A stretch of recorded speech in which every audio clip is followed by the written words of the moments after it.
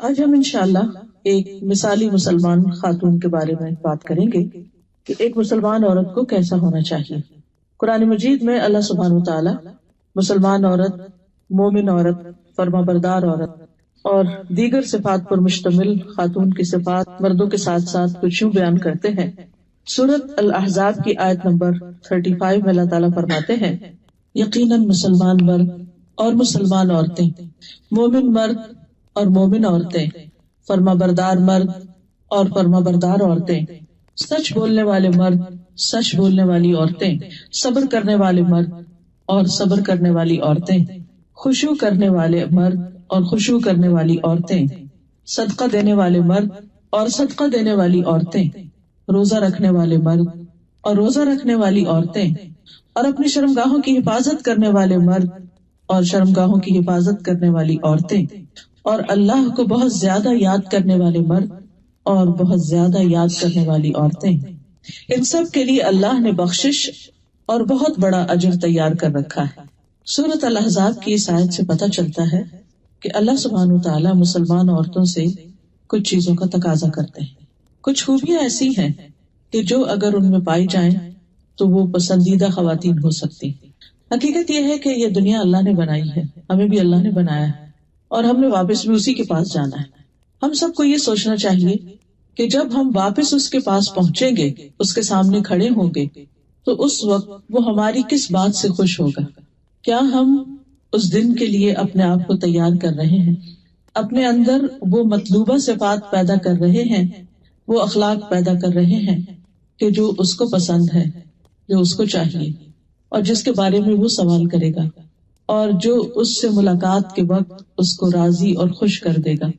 ہم سب کو گاہے بگاہے اپنے آپ سے یہ پوچھنا چاہیے، چونکہ ہم اس دنیا میں رہتے ہیں، ہمارے چاروں طرف ہمیں دنیا ہی نظر آتی ہے، لہٰذا ہم وہ بننے کی کوشش کرتے ہیں جو دنیا کے لوگوں کو پسند ہے، جس کی دنیا کی مارکیٹ میں ویلیو ہے، اور ہم یہ بھول جاتے ہیں کہ یہ دنیا ان کی نہیں، یہ بھی ہماری طرح عارضی طور پر اس دنیا میں رہ رہے ہیں۔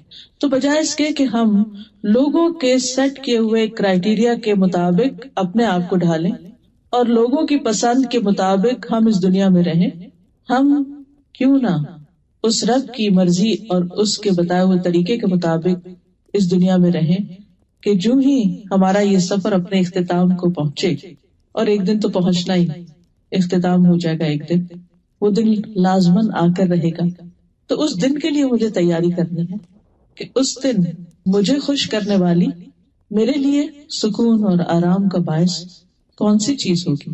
اس دن میرے ساتھ جو سلوک کیا جائے گا وہ کس بنیاد پر ہوگا۔ اس دن کے لیے لازم ہے کہ ہم اپنے آج کے دن کو، آج کی زندگی کو ایسا بنائیں کہ جو کل فائدہ دے۔ خوش نصیب ہے وہ لوگ کہ جن کے لیے اللہ سبحانہ وتعالیٰ فرماتا ہے، رضی اللہ عنہم ورضوا عنہ، اللہ ان سے راضی ہو گیا اور وہ اللہ سے راضی ہو گئے۔ اور جب ان کے پاس موت آتی ہے تو فرشتہ آ کر کیا کہتا ہے؟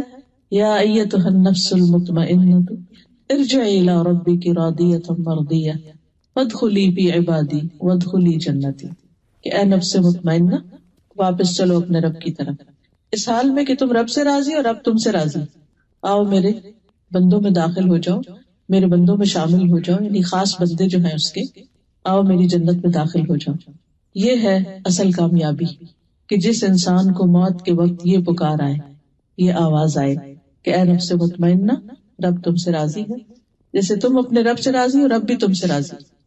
آج ہم اپنے آپ سے پوچھیں کہ کیا میں اپنے رب سے راضی ہوں، اس کے احکامات پر، اس کے فیصلوں پر، اس کے دین پر، اس کے بتائے ہوئے طریقوں پر؟ کیا وہ جو کچھ مجھ سے چاہتا ہے میں اسے خوشی سے قبول کرتی؟ کیونکہ اصل کامیابی اسی میں ہے، اور اسی کا ذکر ان آیات میں کیا گیا ہے کہ وہ کون سی صفات ہیں کہ جو ایک مسلمان کے اندر ہونی چاہیے، مرد ہو یا عورت ہو۔ مردوں اور عورتوں کا ساتھ ساتھ ذکر کیا گیا، اور تمام صفات میں دونوں برابر کے شریک ہیں، کوئی ڈسکریمنیشن نہیں، کوئی فرق نہیں، جو مردوں سے چاہا گیا وہی عورتوں سے چاہا گیا۔ تو آئیے ہم دیکھتے ہیں کہ ان آیات میں ہم سے کیا کہا گیا ہے، اور پھر یہ کہ صحابیات کی زندگی کیسی تھی، جو اللہ کی پسندیدہ ترین خواتین تھیں، انہوں نے زندگی کیسے گزاری، اللہ تعالیٰ ہم سے کیا چاہتا ہے؟ تو سب سے پہلی چیز، ایک مثالی مسلمان خاتون جو ہوتی ہے اس کا اپنے رب سے ایک مضبوط تعلق ہوتا ہے. فرسٹ اینڈ فور موسٹ اپنے رب کے ساتھ ون آن ون کنیکشن، اپنے رب پر ایمان لانا اور اس کے دین کو، اس کے بتائے ہوئے طریقہ زندگی کو خوشی سے قبول کرنا. تو سب سے پہلی چیز ایمان ہے. اور اس میں ہم دیکھتے ہیں کہ سب سے پہلی عورت جو نبی صلی اللہ علیہ وسلم پر ایمان لائی وہ حضرت خدیجہ رضی اللہ تعالی عنہا ہے. آپ جس حالت میں دنیا میں یعنی غار حرا سے تشریف لائے تھے، آپ ڈرے ہوئے تھے، گھبرائے ہوئے تھے، خوف زدہ تھے، لیکن حضرت خدیجہ رضی اللہ تعالی عنہا نے آپ کو دیکھتے ہی آپ پر کوئی شک نہیں کیا، وہ خوف زدہ نہیں ہوئی، بلکہ انہیں پورا یقین تھا کہ جس شخص کے اندر ایسا اخلاق ہے جس کا وہ ذکر بھی کرتی ہے، کہ جو دوسروں کی مدد کرنے والا ہے، جو غریبوں کے کام آنے والا ہے، اس کو اللہ تعالیٰ رسوا نہیں کرے گا. اور آپ نے جب بتایا انہوں نے کیا دیکھا کہ فرشتے کو اس طرح دیکھا اور ان کو کیا دیا گیا، اقرا بسم ربک الذی خلق، تو فوراً آپ پر ایمان لے آئے.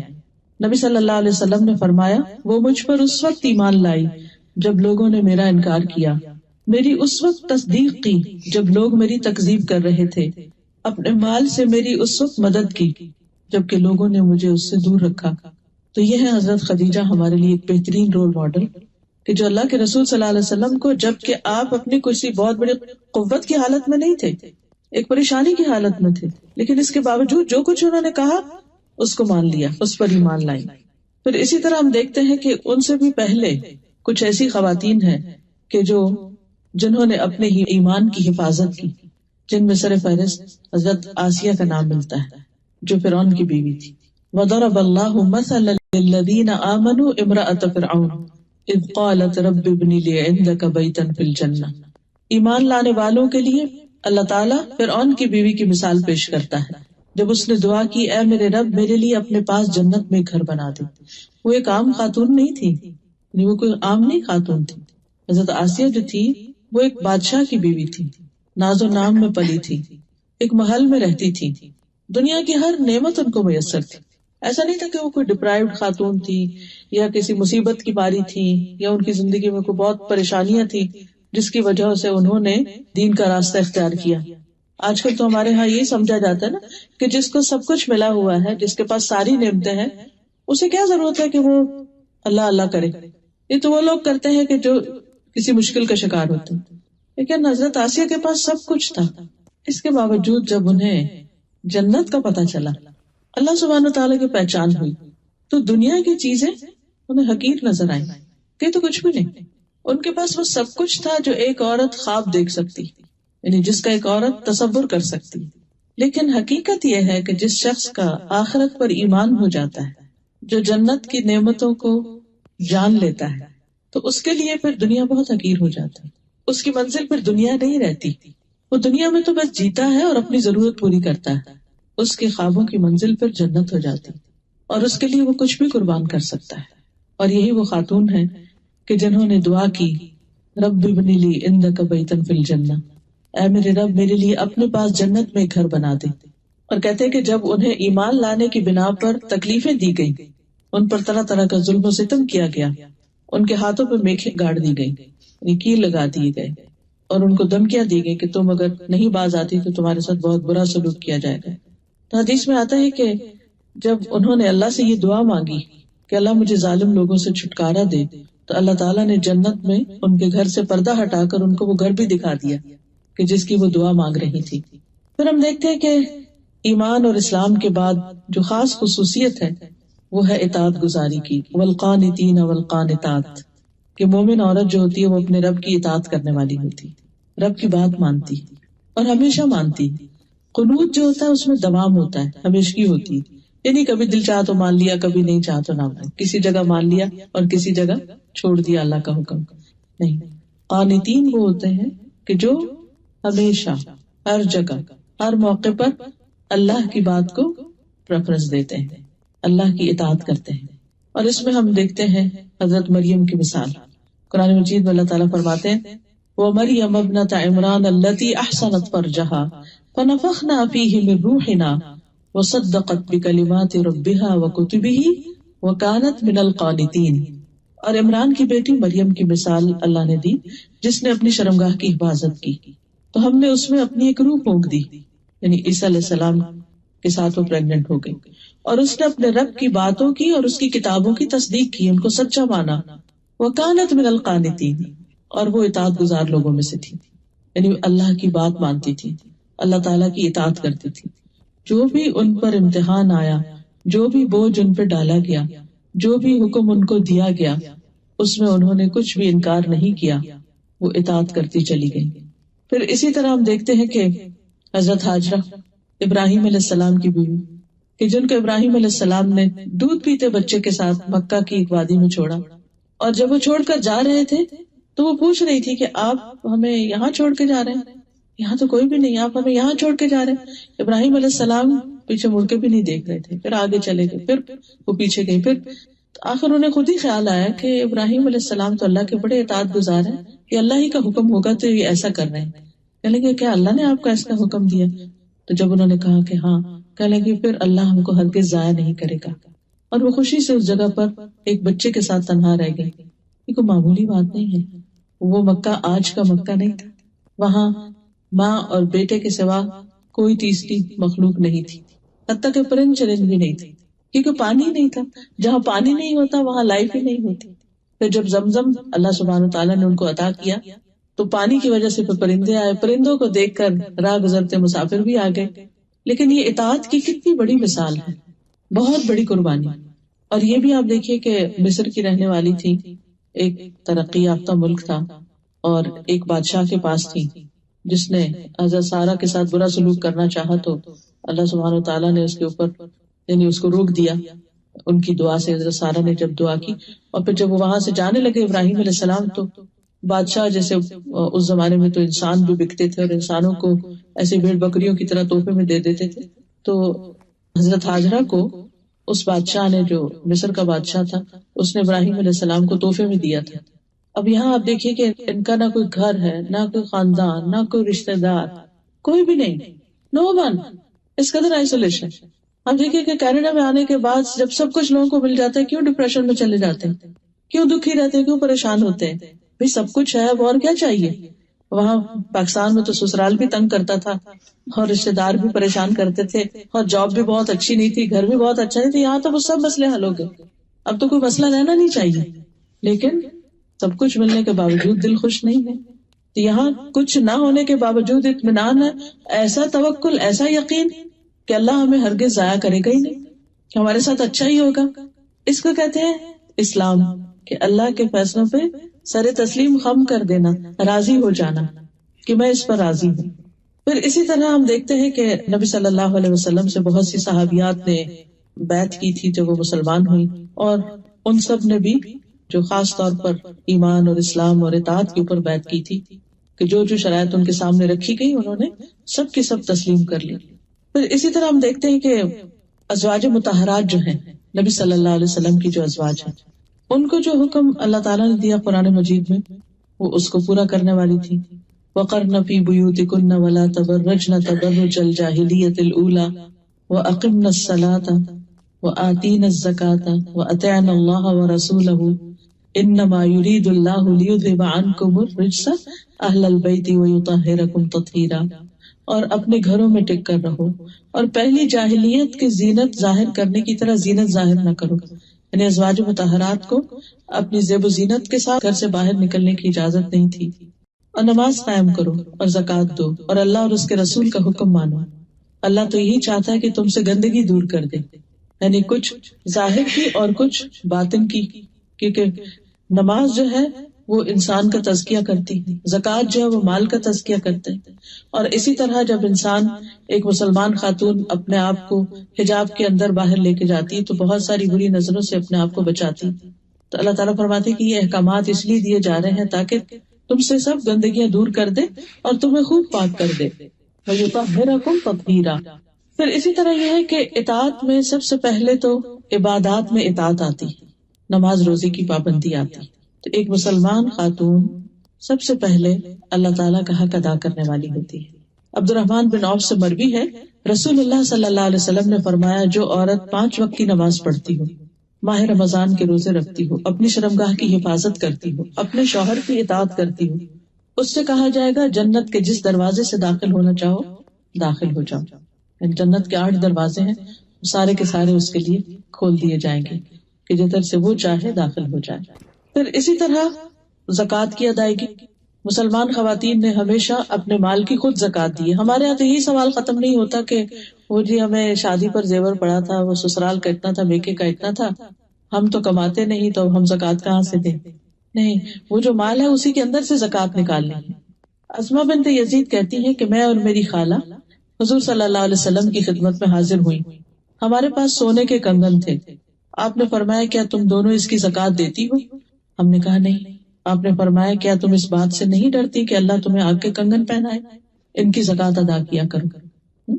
تو ایک مسلمان خاتون کے پاس جو زیور ہوتا ہے، جو مال ہوتا ہے، یعنی 7.5 تولے سونا یا 52.5 تولے چاندی جو ہے، اس کے برابر اگر کرنسی ہے یا یہی دھاتیں ہیں تو ان پر سال گزر جائے تو زکوٰۃ واجب ہو جاتی ہے۔ اور یہ عورت کی زکوٰۃ شوہر دے سکتا ہے، بیوی کی زکوٰۃ، لیکن اگر کوئی شوہر راضی نہیں تو بیوی سے زکوٰۃ ساقط نہیں ہوتی یہ سوچ کر کہ ہمارے پاس کچھ نہیں ہے، نہیں، وہ بہت کچھ ہے جس کی زکوٰۃ دینا ہے۔ پھر اسی طرح مسلمان عورت پر حج بھی فرض ہے۔ اگر اس کا شوہر اس کو مال نہیں دیتا حج کرنے کے لیے، لیکن اس کا اپنا مال ہے، وراثت میں اس کو کچھ ملا ہے، یا وہ خود جاب کرتی ہے اور وہ صاحب استطاعت ہے، تو اس کو حج کے لیے جانا چاہیے۔ ہاں، اس کے لیے پھر محرم کی شرط ہے، تو اگر اس کا کوئی اگر شوہر جائے تو بہت اچھا، لیکن اگر بعض اوقات ایسا ہوتا ہے کہ شوہر راضی نہیں ہوتے جانے کے لیے یا ان کا انٹرسٹ نہیں ہوتا، تو ایسے میں کسی اور بھائی، چچا، ماموں، بیٹا، کسی کے ساتھ بھی وہ حج پر جا سکتی ہے۔ ام المومنین عائشہ رضی اللہ تعالیٰ عنہ کہتی ہیں کہ میں نے نبی صلی اللہ علیہ وسلم سے جہاد کی اجازت چاہی، آپ نے فرمایا جہاد کن الحج، تمہارا جہاد حج ہے، یعنی یہ ایک مشکل کام ہے اور ایک حقیقت ہے آج کے دور میں بھی۔ ابھی ریسنٹلی الحمدللہ اس سال میں نے حج کیا تھا، تو میں سوچ رہی تھی کہ وہ 5 دن جو منا اور عرفات اور مزدلفہ اور ان سب میں گزرتے ہیں، وہ اچھا بھلا جہاد ہے۔ اس میں جو بہت سارے اننون لوگوں کے ساتھ آپ ایک جگہ پر سوتے ہیں، کھاتے ہیں، ٹریول کرتے ہیں، ریچولز ادا کرتے ہیں، اور بیچ میں مرد بھی ہیں، عورتیں بھی ہیں، اور سخت دھوپ اور گرمی ہے، اور بعض اوقات آپ کو کوئی رائڈ نہیں ملتی، آپ کو واک لمبی لمبی کرنی پڑتی ہے۔ میری ایک جاننے والی ہے تو ان کو اتفاق سے خیمہ بہت پیچھے ملا، اور کسی وجہ سے وہ انہیں جانا تھا طواف کرنے کے لیے، تو کچھ خیمے میں بھول آئی۔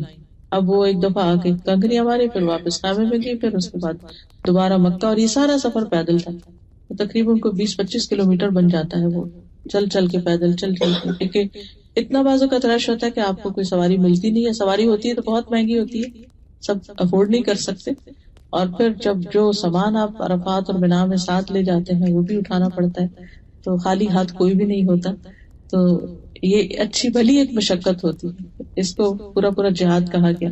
تو جتنے بھی ہمارے پر فرائض عائد ہوتے ہیں، نماز ہو، روزہ ہو، حج ہو، زکوٰۃ ہو، اور روزے کے معاملے میں یہ کہ بہت سی خواتین ویسے تو رمضان میں روزے رکھ لیتی ہیں، لیکن جو پیریڈز کی وجہ سے روزے چھٹتے ہیں یا بچے کی پیدائش کے بعد ان سے غافل ہو جاتے ہیں، اور بعضوں کے کئی سالوں کے روزے جمع ہو کر وہ پھر سینکڑوں میں پہنچ جاتے ہیں، تو ان کو بھی جلد ادا کرنے کی فکر کرنی چاہیے، کیونکہ انسان کی عمر جو آگے بڑھتی جاتی ہے اس کے اندر پھر اسٹیمنا کم ہوتا جاتا ہے، اور خصوصاً اگر عادت نہ ہو روزہ رکھنے کی۔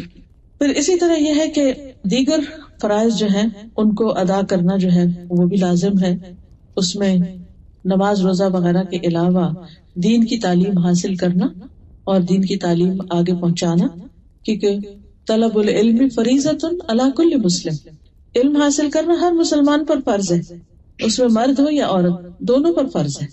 ازواج مطہرات کے لیے بھی لازم تھا، ان کو خاص طور پر جو حکم دیا گیا وَاذْكُرْنَ مَا يُتْلَى فِي بُيُوتِكُنَّ مِنْ آیَاتِ اللَّهِ وَالْحِکْمَةِ، کہ تمہارے گھروں میں جو اللہ کی کتاب کی آیات پڑھی جاتی ہیں اور حکمت کی باتیں، تم ان کا ذکر کرتی رہو۔ یعنی ذکر کرنے کے 2 معنی ہوتے ہیں، ایک ہے اپنے لیے ذکر کرنا، اس کا مذاکرہ کرنا، قرآن مجید کو حفظ کرنا، یاد کرنا، سیکھنا، پڑھنا، اور دوسرا ذکر کرنے کا مطلب ہے کہ دوسروں کے سامنے ذکر کرنا۔ پھر اسی طرح یہ ہے کہ عبادات میں خاص طور پر جو اس آیت میں جس کا ذکر ہے وَالذَّاكِرِينَ اللَّهَ كَثِيرًا وَالذَّاكِرَاتِ، اور کثرت سے ذکر کرنے والی عورتیں اور کثرت سے ذکر کرنے والے مرد، تو مسلمان عورت جو ہے وہ اللہ کے ذکر کے معاملے میں بہت حریص ہوتی ہے، یعنی عمومی طور پر سارے نیک اعمال کے لیے، لیکن خاص طور پر ذکر اذکار کی پابندی کرنے والا۔ یسیرہ ایک صحابیہ تھی مہاجرات میں سے، وہ کہتی ہے کہ رسول اللہ صلی اللہ علیہ وسلم نے ہم سے فرمایا کہ تم تسبیح، تحلیل اور تقدیس یعنی سبحان الملک القدوس یا سبوح قدوس ربنا و رب الملائکۃ والروح پڑھتی رہا کرو اور انگلیوں کے پوروں پر گنا کرو، اس لیے کہ قیامت کے دن ان انگلیوں سے بھی سوال کیا جائے گا، پھر غافل نہ ہونا کیونکہ اس سے تم اسباب رحمت بھول جاؤ گے، یعنی غفلت اختیار نہ کرنا، اپنی انگلیوں پر ذکر گنتی رہو، کرتی رہو۔ اچھا ویسے تو انسان کھلا بھی کر سکتا ہے، گننے کی بھی ضرورت نہیں ہے، انگلیوں کو ساتھ استعمال کرنے کی ضرورت نہیں، لیکن ہوتا یہ ہے کہ اگر جب آپ انگلیوں پہ یا کسی چیز پہ کر رہے ہوتے ہیں تو زبان اور ہاتھ دونوں کی جب کوآرڈینیشن ہوتی ہے تو آپ کرتے چلے جاتے ہیں، بھولتے نہیں، ورنہ اگر آپ ہاتھ نہیں صرف زبان سے کر رہے ہو تو تھوڑی دیر کے بعد آپ ٹریک کھو دیتے ہیں، آپ بھول جاتے ہیں کہ آپ کیا کر رہے تھے۔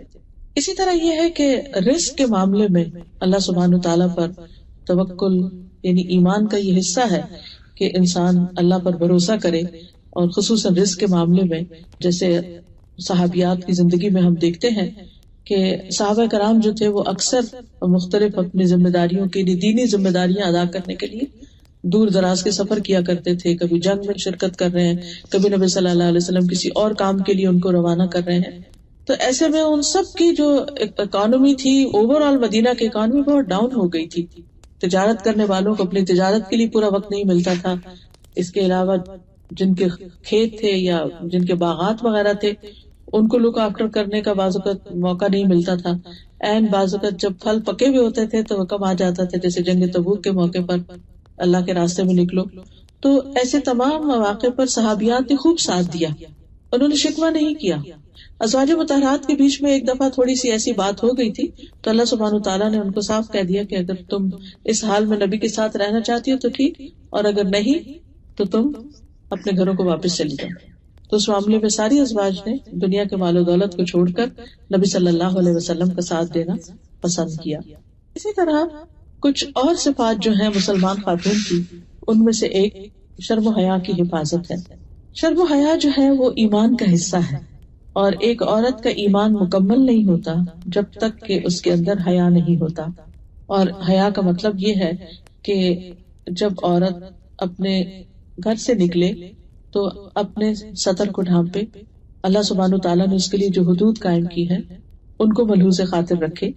پھر اسی طرح یہ بھی ہے کہ گفتگو میں کہ جب مردوں کے ساتھ بات ہو رہی ہو تو اس میں انسان ایک تمیز اور ایک ادب کے دائرے میں رہ کر بات کرے، ان سے اس طرح بات نہ کرے کہ جس طرح اپنی گرل فرینڈز کے ساتھ ہم بات کرتے ہیں یا خواتین کی مجلس میں ہوتے ہیں۔ اسی طرح بازار میں ہیں اگر ہم تو اس میں بھی باوقار انداز اختیار کرنا چاہیے، اپنی نظروں کی حفاظت کرنی چاہیے۔ قرآن مجید میں اللہ تعالیٰ فرماتے ہیں وَقُلْ لِلْمُؤْمِنَاتِ يَغْضُضْنَ مِنْ أَبْصَارِهِنَّ، کہ مومن عورتوں سے کہہ دیجیے کہ اپنی نگاہیں نیچی رکھیں۔ لیکن نیچے رکھنے کا مطلب یہ ہے کہ خواہ مخواہ میں ادھر ادھر نہ دیکھا جائے بلکہ اپنے کام پر فوکس کیا جائے، اور خصوصاً مردوں کو ضرورت کے وقت انسان کسی کو دیکھ لیتا ہے لیکن ایسی نگاہ سے نہ دیکھے کہ جس میں شیطان کا بیچ میں دخل ہو۔ پھر اسی طرح خاص طور پر اس آیت کے اندر جو مسلمان عورت کی صفت بتائی گئی ہے وہ ہے اپنی شرم گاہوں کی حفاظت کرنے والی خواتین، یعنی اللہ تعالیٰ نے زنا کو مرد کے لیے اور عورت دونوں کے لیے حرام قرار دیا ہے۔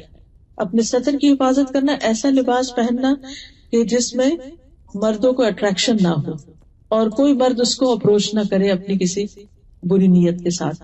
پھر اسی طرح ایسا لباس نہ پہنا جائے جو بہت ٹائٹ ہو یا سی تھرو ہو کہ جس میں عورت کا جسم نظر آ رہا ہو۔ پھر اسی طرح یہ ہے کہ مسلمان عورت کی جو خوبیاں ہیں حیا کے علاوہ وہ شکر گزاری ہے۔ شکر گزاری جو ہے یہ بے حد ضروری ہے اور یہ ایمان کی تکمیل کرتی ہے۔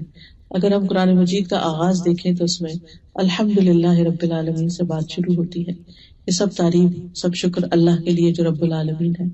اور شکر گزاری جب انسان کے اندر ہوتی ہے، قناعت ہوتی ہے، تو انسان کو اطمینان نصیب ہوتا ہے۔ وہ جو بات کی تھی نا میں نے کہ جب فرشتے آ کے کہیں گے یا ایھا النفس المطمئنہ، تو وہ نفس مطمئنہ شکر گزاری کے ساتھ ہی حاصل ہوتا ہے، اور اس میں شکر گزاری کیا ہے کہ انسان شکوے شکایات نہ کرے.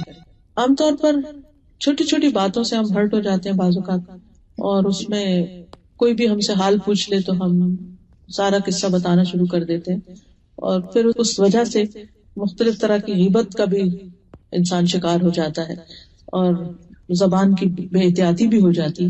بعض اوقات انسان ساری زندگی نیک کام کرتا ہے لیکن ایک جملہ ایسا زبان سے نکالتا ہے کہ جو اللہ تعالیٰ کو پسند نہیں آتا، اس کے پچھلے سارے اعمال ضائع ہو کر رہ جاتے ہیں. شکوہ اور شکر دو اپوزٹ چیزیں، کمپلینٹس اور گریٹفلنس ہونا. تو کمپلینٹ کرنا جو ہے یہ اللہ تعالیٰ کو پسند نہیں. کسی سے بھی اگر آپ کو کوئی ناراضگی ہے یا شکایت ہے تو اس کو بلیم کرنے کے بجائے تم ایسا نہیں کرتے تم ایسا کرتے ہو، بہتر یہ ہے کہ دوسرے کو یہ بتایا جائے کہ اس کو کیا کرنا چاہیے، یعنی سجیسٹو انداز اختیار کریں. ہمیں عام طور پر کانفلکٹ مینجمنٹ نہیں آتی کہ اگر کسی سے اختلاف ہو گیا ہمارا کہ کسی نے ہماری بات نہیں مانی تو ہم نے اس کو کس طرح کنونس کرنا ہے.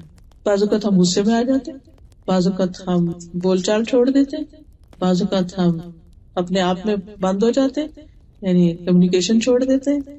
اس کا نتیجہ کیا ہوتا ہے کہ مسئلہ حل نہیں ہوتا، مسئلہ بڑھنا شروع ہو جاتا ہے اور انسان کی زندگی مشکل میں آ جاتی ہے. کبھی کچھ لوگ رونا شروع کر دیتے ہیں، کچھ لوگ شاؤٹنگ شروع کر دیتے ہیں. تو ان میں سے کوئی بھی پرابلم جب ہوتا ہے شاؤٹنگ سے حل نہیں ہو سکتا. وقتی طور پہ ہو سکتا ہے کوئی دوسرا شخص دب جائے، خاموش ہو جائے. اسی طرح اگر آپ بول چال بند کریں گے تو مسئلہ تو حل نہیں ہوگا. اسی طرح جتنے بھی ایسے طریقے، تو ہمیں یہ سیکھنا چاہیے کہ بجائے شکوے شکایتیں کرنے کے اور ناراض ہونے کے اور ادھر ادھر کے کام کرنے کے، وہ طریقہ اختیار کیا جائے کہ جس میں ہم دوسرے کو خیر خواہی سے ایک بات بتا دیں، چاہے وہ ہمارا شوہر ہو چاہے ہمارے بچے ہوں. اپنی ایکسپیکٹیشنز واضح کریں کہ آپ ان سے کیا چاہتے ہیں، ان کی کون سی بات آپ کو بادر کرتی. اگر آپ سامنے بات کر سکیں تو سامنے کر لیں، نہیں کر سکتے تو لکھ کر لیں، میسج کر دیں، کچھ بھی کریں، لیکن دوسرے کو بتائیں. لیکن اس کے ساتھ ساتھ عفو درگزر بھی، معاف کرنا بھی، کیونکہ جب تک انسان دوسروں کو معاف نہیں کرتا، اگر ہر چھوٹی بڑی بات دوسروں کی پکڑ لی جائے تو اس سے گزارا نہیں ہو سکتا، زندگی نہیں گزرتی. ایسا نہیں ہو سکتا کہ ہمارے اندر کوئی ایسی بات نہیں کہ جو دوسروں کو تکلیف نہ دیتی ہو. ہمارے اندر بھی بہت سی ایسی چیزیں ہوتی ہیں کہ جس سے دوسرے اگری نہیں کرتے. کوئی بھی چیز ہماری دوسروں کو اچھی نہیں لگ سکتی. بعض اوقات غلط فہمی کی بنا پر دوسرے ہرٹ ہو جاتے ہیں، بعض اوقات ہماری مخصوص عادتیں ہوتی ہیں جو دوسروں کی عادتوں سے مختلف ہوتی ہیں، جن کو وہ ٹالریٹ نہیں کر سکتے. تو ایسی تمام چیزوں میں انسان کو درگزر کرتے چلے جانا چاہیے تاکہ آگے کا سفر چلتا رہے. پھر اسی طرح مسلمان خاتون کے اندر قناعت کی صفت بھی ہونی چاہیے کہ اللہ نے جو کچھ اس کو دیا ہے اس کو اچھے سے استعمال کرے اور اس پر راضی بھی ہو. کوئی مشکل وقت آئے، کوئی تکلیف آئے، کیونکہ زندگی میں کچھ نہ کچھ تو ہوتا ہی رہتا ہے، اللہ تعالیٰ نے خود بتا دیا. پھر اسی طرح صبر کرنا. صبر کیا ہے کہ وَلَنَبْلُوَنَّكُمْ بِشَيْءٍ مِّنَ الْخَوْفِ، کبھی خوف ہوتا ہے، وَالْجُوعِ، کبھی بھوک ہوتی ہے، وَنَقْصٍ مِّنَ الْأَمْوَالِ، کبھی مال کم ہو جاتے ہیں، جاب چلی جاتی، بزنس ڈاؤن ہو جاتا ہے، وَالْأَنفُسِ، کبھی لوگ چلے جاتے ہیں، فوت ہو جاتا ہے کوئی، وَالثَّمَرَاتِ، کبھی آپ کو جو کام کا آؤٹ پٹ ہوتا ہے یا آؤٹ کم ہوتا ہے وہ نہیں آپ کو نظر آتا. آپ ایفرٹ لگا رہے ہوتے ہیں لیکن اس کے کوئی ثمرات آپ کو نہیں ملتے. اور بعض اوقات لٹرل معنوں میں جو لوگ کاشتکاری کرتے ہیں وہ فصل اگاتے ہیں، ساری کی ساری ختم ہو جاتی، ضائع ہو جاتی، کچھ بھی نہیں آپ کو ملتا. تو ایسی تمام چیزوں میں انسان کو صبر کی ضرورت ہوتی ہے. اللہ تعالیٰ سے ناراض ہونے کی بجائے ایسے مواقع پر اپنے آپ کو اچھے طریقے سے کیری کرنا، اللہ کی رضا پہ راضی رہنا اور اس تکلیف میں بھی خیر کے پہلو کو سامنے رکھنا، یہ بہت ضروری ہوتا ہے. پھر اسی طرح بیماری کی شکل میں بعض اوقات انسان کے اوپر مشکل آ جاتی ہے تو اس میں انسان صبر کرے. ایک خاتون تھی مدینہ میں، تو ان کو مرگی کا دورہ پڑ جاتا.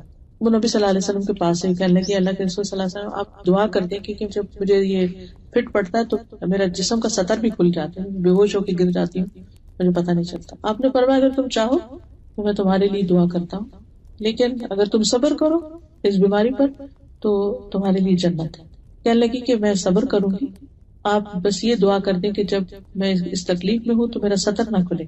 کتنی فکر تھی اس کو، تو آپ نے اس کے لیے دعا کی، اس کے بعد اس کا سطر نہیں کھلا. تو اس بارے میں عطا بن ابی رواح جو ایک تابعی ہے وہ کہتے ہیں کہ ابن عباس نے مجھ سے کہا کہ میں تمہیں ایک جنتی عورت دکھاؤں.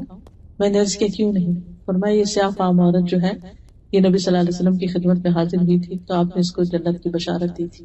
بعض تکلیفیں انسان کو لگ جاتی ہیں, بعض بیماریاں ایسی ہوتی ہیں کہ علاج کے باوجود, دعا کے باوجود, سارے کام کر لینے کے باوجود وہ تکلیف دور نہیں ہوتی. ایسے میں انسان پھر بھی صبر کرے اور اللہ کی رضا پر راضی رہے, کیونکہ مومن کو تو ایک کانٹا بھی چبھتا ہے تو اس کے لیے اجر ہی اجر ہوتا ہے. تو کوئی بھی چھوٹی تکلیف ہو یا بڑی تکلیف, اس پر صبر اجر کی نیت سے کرتے رہے. اسی طرح مومن خاتون جو ہے وہ زکوٰۃ کے علاوہ صدقات بھی شکر گزاری کے طور پر اور تکلیفوں کو دور کرنے کے لیے اللہ کی راہ میں دیتے رہتے ہیں. حضرت عائشہ کہتی ہے کہ رسول اللہ صلی اللہ علیہ وسلم نے فرمایا تم میں سے سب سے پہلے مجھ سے وہ ملے گی جس کے ہاتھ سب سے لمبے. تو ازواج مطہرات ایک دوسرے سے اپنے ہاتھ ملا ملا کے دیکھتی تھی کس کے ہاتھ لمبے ہیں. سب سے زیادہ لمبے ہاتھ جو تھے وہ زینب کے تھے, کیونکہ سب سے پہلے وہ فوت ہوئی, کیونکہ اپنے ہاتھ سے محنت کرتی, کماتی اور صدقہ خیرات دیتی. تو اس سے یہ پتہ چلتا ہے کہ عورت کے لیے کام کر کے کمانا اسلام میں منع نہیں ہے. یہ نبی صلی اللہ علیہ وسلم کی وائف ہیں اور وہ خود کام کرتی ہیں. کوئی ہنر مند تھی, کچھ دستکاری, اب یہ ایگزیکٹلی نہیں پتہ چلتا کہ ان کا کام کیا تھا, بہرحال کچھ بناتی تھی اور بیچتی تھی جس سے ان کو کچھ آمدنی حاصل ہوتی, اور اس آمدنی سے پھر وہ اپنے ہاتھ سے صدقہ کیا کرتی تھی. پھر اسی طرح ہم دیکھتے ہیں کہ عبداللہ بن زبیر کہتے ہیں کہ میری خالہ عائشہ اور میری امی اسما جو تھی, دونوں بہت زیادہ صدقہ کرنے والی خواتین تھی. میں نے ان سے زیادہ سخی عورتیں نہیں دیکھی, لیکن دونوں کا انداز مختلف تھا. حضرت عائشہ تو جمع کرتی رہتی تھی اور جب کچھ جمع ہوتا تو اکٹھا صدقہ کرتی تھی, لیکن میری والدہ کبھی کچھ جمع نہیں کرتی تھی, بس جو آتا تھا ساتھ کے ساتھ دیے چلے جاتے تھے. بعض اوقات ہم یہ سوچتے ہیں کہ ہاں ہمارے ہسبینڈ ہر مہینے انہوں نے وظیفے مقرر کر رکھے ہیں, یہاں بھی خرچ کرتے ہیں وہاں بھی کرتے ہیں. وہ بے شک کریں, لیکن آپ خود بھی کریں. آپ کی آمدنی میں سے آپ اگر کام کرتے ہیں, جاب کرتے ہیں تو بھی ٹھیک ہے, اگر نہیں کرتے تو جو آپ کو جیب خرچ ملتا ہے ہسبینڈ کی طرف سے وہ بھی آپ کا اپنا ذاتی مال ہو جاتا ہے, اس میں سے آپ کر سکتے ہیں. پیرنٹس کی طرف سے اگر کچھ ملتا ہے یا کوئی بھی آپ نے کہیں پر کچھ اپنا شیئر ڈال رکھا ہے, اس کی کوئی آمدنی ہے, جو کچھ بھی آپ کا ہے, آپ کی ذاتی ملکیت, چاہے کیش ہے, کائنڈ ہے, کچھ بھی, اس میں سے آپ خرچ کر سکتے ہیں. اور پھر یہ ہے کہ اس معاملے میں اپنے شوہر سے بھی تعاون کرنا چاہیے. بعض اوقات وہ کچھ کہیں ڈونیشن دینا چاہتے ہیں یا کوئی والنٹیئر کرنا چاہتے ہیں تو ہم اس میں تعاون نہیں کرتے یا ہمیں اعتراض ہو سکتا ہے. تو ایسے میں اگر آپ سفارش کر دیں یا آپ ان کو انکریج کریں تو جو کچھ وہ کریں گے اس کا بھی اجر آپ کو ملے گا. اور اس میں ہم دیکھتے ہیں کہ ایک انصاری خاتون تھی, ان کے شوہر نبی صلی اللہ علیہ وسلم کے گیسٹ کو لے کر آ گئے اور بچے رو رہے تھے بھوک سے, لیکن کھانا بس اتنا تھا کہ بچوں کو یا کھلاتے یا پھر مہمان کو کھلاتے. انہوں نے بچوں کو اسی طرح سلا دیا اور خود بھی بھوکے تھے اور بہانے سے چراغ بجھا کے سارا کھانا مہمان کو کھلا دیا. جب تک گھر کی ایک عورت اپنے شوہر سے تعاون نہیں کرتی, ایسا صدقہ خیرات تو ہو ہی نہیں سکتا, ایسی نیکی کا کام تو ہو ہی نہیں سکتا. ایسے میں ایک دوسرے کے ساتھ اچھے کاموں میں کوآپریٹ کرنا جو ہے وہ بہت ضروری ہوتا ہے. پھر اسی طرح حضرت عائشہ رضی اللہ تعالی عنہا جو تھی وہ بھی اپنے گھر میں جو کچھ ہوتا تھا وہ خرچ کرتی. کہتی ہے کہ ایک دفعہ ایک فقیر آیا تو نبی صلی اللہ علیہ وسلم گھر میں تھے, میں نے اس کو کچھ دینے کا حکم دیا.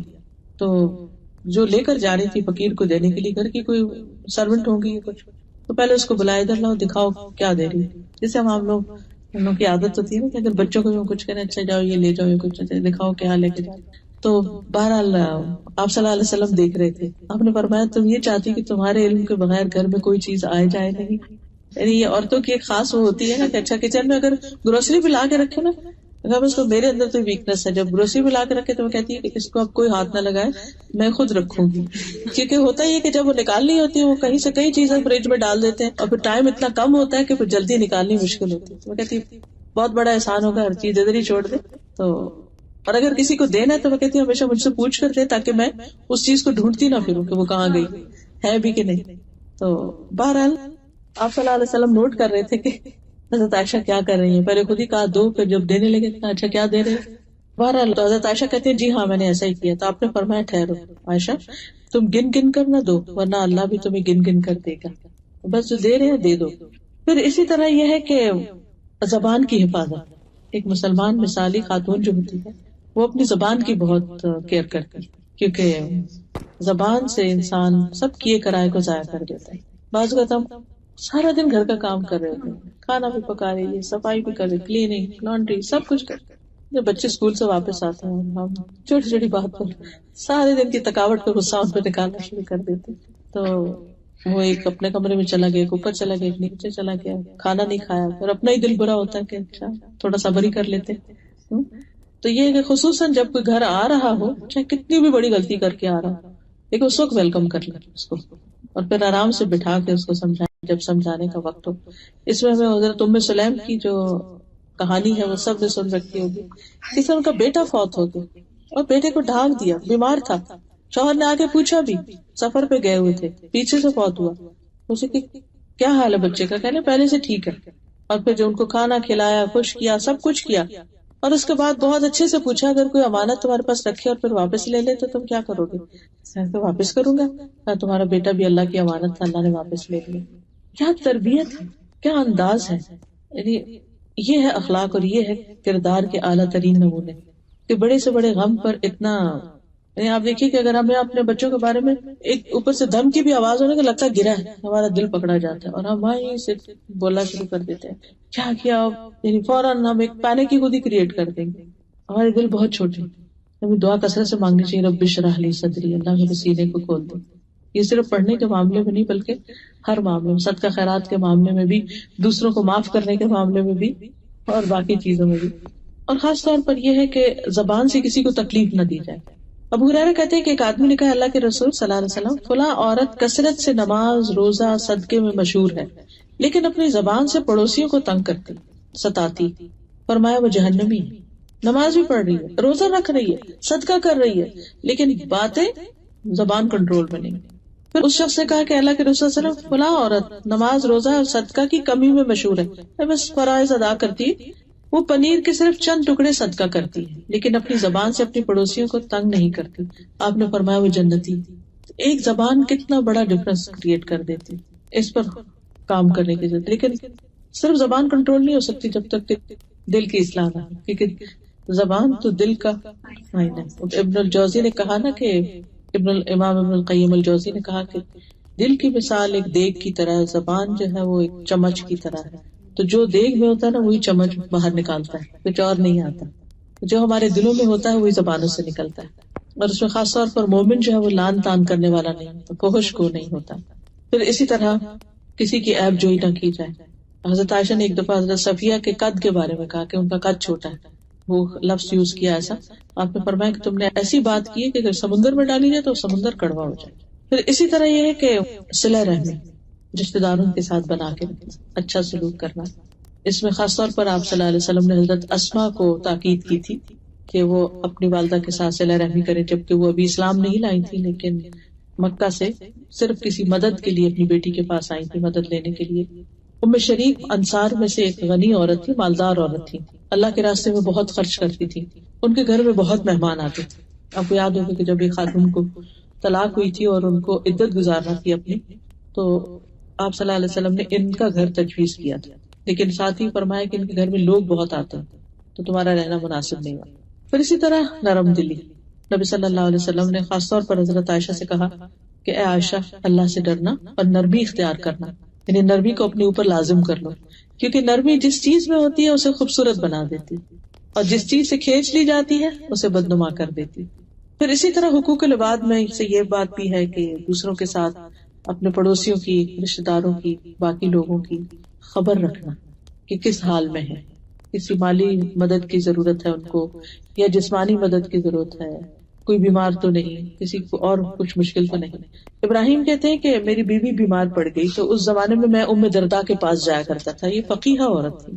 جب میں جاتا تو وہ پوچھتی تمہاری بیوی کیسے، میں کہتا کہ بیمار ہے، تو وہ کھانا منگواتی اور میں کھانا کھاتا، کیونکہ گھر سے کھانا نہیں کھا کے آیا ہوتا تھا۔ اس کے بعد واپس آتا۔ ایک مرتبہ میں ان کے پاس آیا تو بولی اب اس کا کیا حال ہے؟ میں نے کہا تقریباً ٹھیک ہے۔ انہوں نے کہا جب تم کہتے تھے کہ وہ بیمار ہے تو میں تمہارے لیے کھانا منگواتی تھی، اور اب تم کہتے ہو کہ قریب قریب صحیح ہے تو اب میں تمہارے لیے کچھ نہیں منگواؤں گی۔ اسی طرح ایک خاتون تھی مدینہ میں، صحیح بخاری میں ان کا واقعہ آتا ہے، یہ ہر جمعے کو خاص کھانا بنا کر صحابہ کو کھلاتی تھی۔ سہل بن سعد کہتے ہیں ہمیں جمعے کے دن کی بہت خوشی ہوتی تھی۔ ایک بزرگ خاتون تھی، وہ چقندر کی جڑیں لے کر اپنی ہانڈی میں پکاتی تھی اور اوپر سے کچھ جو کے دانے اس میں ڈال دیتی، چقندر جو ملا کے پکاتی.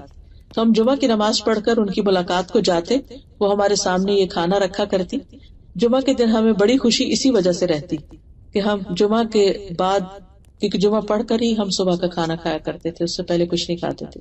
اور کہتے ہیں کہ اللہ کی قسم نہ اس میں چربی ہوتی تھی نہ گھی ہوتا تھا، بس وہ ویجیٹیبل اور جو پکے ہوئے ہوتے تھے. آپ خود سوچیے کہ کیا ذائقہ ہوتا ہوگا، لیکن پھر اس کے باوجود صحابہ بہت خوش ہوتے تھے. پھر اسی طرح یہ ہے کہ اپنے گھر والوں کا خیال اور اپنے خاندان سے تعلق، اور گھر والوں میں خاص طور پر سب سے پہلا حق جو ہے وہ شادی کے بعد شوہر کا حق ہوتا ہے، اس کا خیال رکھنا اور اس کے حقوق کو ادا کرنا اور اس کے ساتھ وفادار رہنا. نبی صلی اللہ علیہ وسلم نے فرمایا عورت اس وقت تک ایمان کی حلاوت نہیں پا سکتی، یعنی ایمان کی مٹھاس سویٹنس نہیں پا سکتی جب تک کہ وہ شوہر کا حق ادا نہیں کرتی. یعنی ایک شادی شدہ عورت جتنے چاہے اچھے اچھے کام کرتی رہے، چاہے سارا گھر سجا کے رکھ دے، اچھے اچھے کھانے پکا کے رکھ دے اور بہت کچھ کما کے لا کے رکھ دے، کچھ بھی کر لے، لیکن اگر وہ شوہر کا حق ادا نہیں کرتی، اس کے ساتھ اس کا معاملہ درست نہیں، تو خوش نہیں رہ سکتی.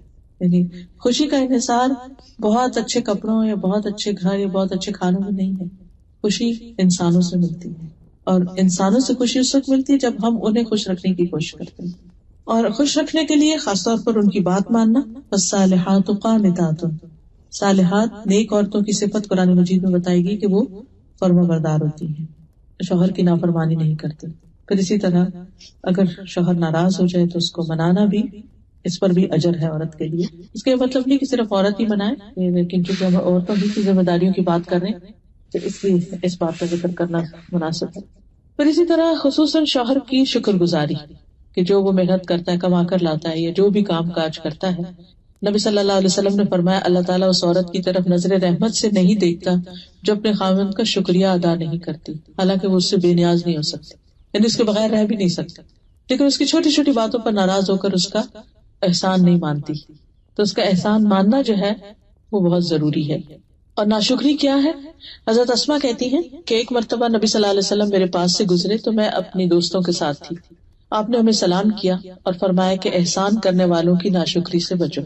میں نے عرض کیا یا رسول اللہ صلی اللہ علیہ وسلم، احسان کرنے والوں کی ناشکری سے کیا مراد ہے؟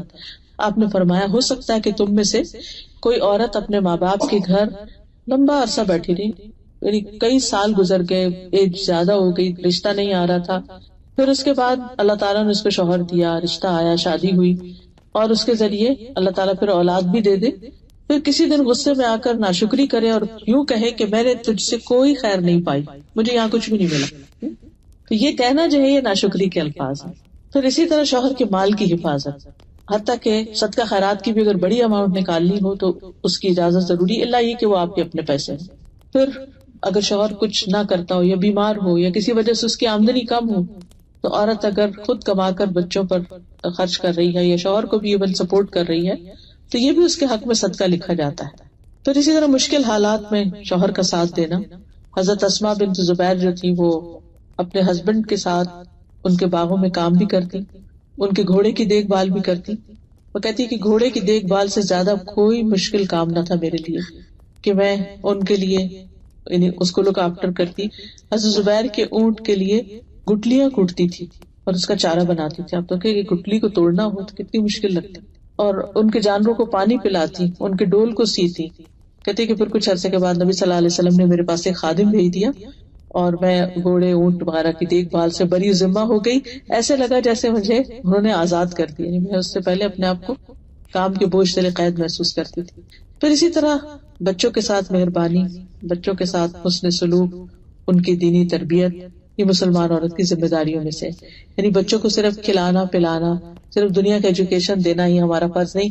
ایک مسلمان عورت کی ذمہ داری بچوں کو اسلام سے روشناس کرنا بھی ہے، ان کی دینی تعلیم کا بندوبست یا تو انسان خود سکھائے اور یا پھر اس کے لیے انتظام کرے. پھر اسی طرح بچوں کے معاملات پر گہری نظر بھی رکھنا، ان کو ادب، تمیز، ڈسپلن اور اخلاق سکھانا. نماز روزہ تو خیر وقت کے ساتھ ساتھ ہوگا ہی. اور پھر آخری بات یہ ہے کہ مسلمان عورت جو ہے وہ اپنے ذاتی عبادات، حقوق و لباد کے علاوہ دین کی خدمت میں بھی حصہ لیتی ہے. اور اس کے لیے سب سے پہلی چیز دین کی سمجھ بوجھ حاصل کرنا، نبی صلی اللہ علیہ وسلم نے انصار کی عورتوں کی تعریف فرمائی تھی کہ انصار کی عورتیں بہت اچھی ہیں جنہیں دین کی سمجھ بوجھ حاصل کرنے میں شرم مانے نہیں ہوتی، یعنی جس قسم کا بھی سوال ہوتا ہے وہ پوچھ لیتی. بعض لوگ ان کے دل میں سوال ہوتا ہے لیکن شرم کے مارے کہ لوگ کیا کہیں گے، یا جس سے پوچھ رہے وہ کیا کہے گا، میرے بارے میں پتہ نہیں کیا سوچے، تو وہ پوچھتے نہیں. لیکن یہ ہے کہ نبی صلی اللہ علیہ وسلم نے اس بات کی تعریف کی ہے جب ایک خاتون جو ہے یعنی دین کا علم حاصل کرتی ہے. اسی طرح ایک خاتون آپ کی خدمت میں حاضر ہوئی، کہنے لگی کہ آپ سے ہمیشہ مرد ہی استفادہ کرتے رہتے ہیں، آپ ہمارے لیے بھی کوئی دن مخصوص کریں کہ جس میں ہم آپ کے پاس آئیں اور آپ سے سیکھیں. تو آپ نے پھر سب کو ایک جگہ ایک دن بتا کر جمع کیا اور پھر اللہ نے جو آپ کو سکھایا تھا وہ ان خواتین کو سکھایا. پھر اسی طرح قرآن مجید کی روشنی میں امر بالمعروف اور نہی عن المنکر کی ذمہ داری بھی خواتین کی ہے. سورۃ التوبہ کی آیت نمبر 71 ہے، والمؤمنون والمؤمنات بعضهم اولیاء بعض یأمرون بالمعروف وینہون عن المنکر ویقیمون الصلاۃ ویؤتون الزکاۃ ویطیعون اللہ ورسولہ اولئک سیرحمهم اللہ ان اللہ عزیز حکیم. مومن مرد اور مومن عورتیں ان کے بعض کے دوست ہیں، وہ نیکی کا حکم دیتے ہیں، برائی سے منع کرتے ہیں، نماز قائم کرتے ہیں، زکوٰۃ دیتے ہیں، اللہ اور اس کے رسول کا حکم مانتے ہیں. یہی لوگ ہیں جن پر اللہ ضرور رحم کرے گا، بے شک اللہ غالب کمال حکمت والا ہے. تو اس میں آپ دیکھیے کہ نماز کا ذکر ہے، زکوٰۃ کا ذکر ہے، اللہ اور اس کے رسول کی اطاعت کا ذکر ہے، اور اس کے ساتھ ساتھ امر بالمعروف اور نہی عن المنکر کا، نیکی کا حکم دینا اور برائی سے روکنا. یہ اسلامی معاشرے کی ایک روح ہے، اس سے مسلمان جو ہے وہ خیر اور بھلائی کے کاموں میں آگے بڑھتے ہیں. پھر اسی طرح یہ ہے کہ صحابیات نے صرف تعلیم حاصل کرنے اور سکھانے کا ہی کام نہیں کیا، بلکہ وہ حضرت عمر جو تھے وہ شفا بنت عبداللہ سے مشورے بھی لیا کرتے تھے. وہ ان کی مشورہ کمیٹی کی رکن تھی، جسے آج کل ہوتا ہے نا کہ پارلیمنٹ کی رکن ہو یا کسی شورا کی رکن ہو. تو حضرت شفا جو تھی، شفا بنت عبداللہ، جنہوں نے حضرت حفصہ کو لکھنا سکھایا تھا اور دم بھی ایک سکھایا تھا، تو وہ یعنی حضرت عمر مشورہ لینے میں انہیں مقدم رکھتے تھے اور ان کو بہت اطمینان کا اظہار کرتے تھے اور ان کو ترجیح دیا کرتے تھے، اور کبھی کبھی بازار کی بھی کوئی ذمہ داری ان کے سپرد کر دیتے تھے. یہ تہذیب التہذیب کی روایت ہے. پھر اسی طرح صحابہ کو جب کوئی اپنے معاملات میں مشکل پیش آتی، کوئی مسئلہ ان کو سمجھ نہیں آتا تھا، تو وہ حضرت عائشہ کے پاس آتے. اور اسی طرح مکی دور میں ایک خاتون جو تھی، انہوں نے جو ہی اسلام قبول کیا تو وہ اپنے قبیلے کے لوگوں کو اسلام کے بارے میں بتاتی تھی، تو وہ لوگ ان سے سخت ناراض ہوئے، یہاں تک کہ ان کو سخت سزائیں بھی دی. پھر اسی طرح طب کے میدان میں بھی ہمیں صحابیات نظر آتی ہیں. حضرت سعد کو جب خندق کے دن بازو میں چوٹ آئی، زخم آیا ان کی رگ پر، تو ان کی حالت بہت خراب ہو گئی تھی. تو انہیں حضرت رفیدہ کے خیمے میں پہنچایا گیا تھا جو زخمیوں کا علاج کیا کرتی تھی، بلکہ ان کا خیمہ مسجد نبی کے باہر ہی لگا دیا گیا تھا کہ سب لوگ عیادت بھی کر سکیں اور وہ ان کی خیر خائی بھی کرتے. تو بہرحال اوور آل کہنے کا مطلب یہ ہے کہ ایک مسلمان عورت کی نمبر 1 اللہ سے تعلق مضبوط ہوتا ہے، نمبر 2 بندوں کی خدمت اور بندوں کے ساتھ اخلاقی معاملہ اور رویہ بھی اچھا ہوتا ہے، ان کے حقوق کا خیال کرتے ہیں. نمبر 3 یہ ہے کہ ان بندوں میں سے خاص طور پر اپنے خاندان اور گھر والوں کی ذمہ دار ہوتی ہے کہ کلکم راعٍ وکلکم مسئول عن رعیتہ. اور نمبر 3 یہ کہ سوسائٹی اور کمیونٹی کے کام جو ہیں ان میں بھی مسلمان عورت ایکٹیو رول پلے کرتی ہے اور اپنی صلاحیتوں کے مطابق گھر کے علاوہ باہر بھی کام کر سکتی ہے، اس میں حرج نہیں ہے. وآخر دعوانا ان الحمدللہ رب العالمین. اب کوئی بات آپ پوچھنا چاہیں تو آپ پوچھ سکتے ہیں. عورتوں کے ماں باپ کی ڈیتھ جو کمائی ہے خاوند تو اپنے پیرنٹس کے لیے کچھ جائے. خاوند اگر کوئی بھی چیز آپ کو دے دیتا ہے جو آپ کی ہو جاتی ہے، مثلاً منتھلی آپ کو ملتی ہے یا ہر کچھ عرصے کے بعد آپ کو کچھ رقم مل جاتی ہے، تو اس میں سے پھر آپ کر سکتے ہیں. جیسے کوئی روک ٹوک تو اب ہم ہاں خرچ کرتے ہیں جی، تھوڑا بہت تو ٹھیک ہے، لیکن اگر آپ نے کوئی بڑی اماؤنٹ کرنی ہے تو پھر اس کے لیے مشورہ ضروری ہے. مطلب دے سکتے ہیں، بالکل دے سکتے ہیں. اس میں یہ ہے کہ جو آپ دیں گی اس کا ثواب آپ کو بھی ملے گا، آپ کے شوہر کو بھی ملے گا، وہ بھی حصے دار ہوتے ہیں. بتائے اور بغیر بتائے یہ بھی کلیئر کرتے جی، ہر خاتون کو یہ پتا ہوتا ہے کہ میری لمٹ کیا ہے، کس حد تک میرا شوہر راضی اور کہاں راضی نہیں ہے. تو جس حد تک وہ راضی ہو اتنا کرنے میں حرج نہیں ہے، لیکن خصوصاً جو اپنی ضرورت کی چیزیں ہیں ان میں تو ہر بات پہ پوچھنے کی ضرورت نہیں کہ اچھا میں یہ کپڑا لے لوں، اچھا میں یہ لے لوں، وہ لے لوں، انہوں نے دیا ہوا ہے لے لیں جو بھی آپ لے لیں. لیکن آپ کے بعد جو دوسرے ہیں آپ کے رشتے دار، ان کے لیے اگر آپ اس میں سے خریدتے ہیں تو پھر آپ کو پوچھنا چاہیے کہ میں اپنی بہن کے لیے لے رہی ہوں یا والدہ کے لیے لے رہی ہوں یا ان کی بہن کے لیے یا کسی انسان کے لیے، اور خاص طور پر اگر وہ اس کی قیمت زیادہ ہو کسی بھی چیز کی.